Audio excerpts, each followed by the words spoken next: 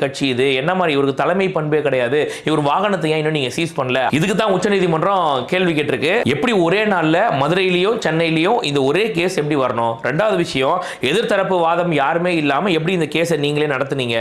மூணாவது, சென்னை உயர்நீதிமன்றம் எதுக்காக தானா இந்த கேஸை வந்து நடத்தணும்? நாலாவது விஷயம், இது போடப்பட்ட கேஸ் என்ன, ஆனா நீங்க சொன்ன விஷயங்கள் என்ன அப்படின்னு சொல்லிட்டு பல விஷயங்கள் உச்சநீதிமன்றம் நெத்தில அடிச்ச மாதிரி கேட்டிருக்காங்க. உண்மையிலேயே நம்ம வந்து எப்படி இந்த போலீஸ்லயும் ஒரு சில நல்ல போலீஸ் இருப்பாங்க அப்படின்னு சொல்றோமோ அந்த மாதிரி உண்மையிலேயே நீதிபதிகள்லயும் உண்மையான நல்ல நீதிபதிகள் இருக்கத்தான் செய்யறாங்க.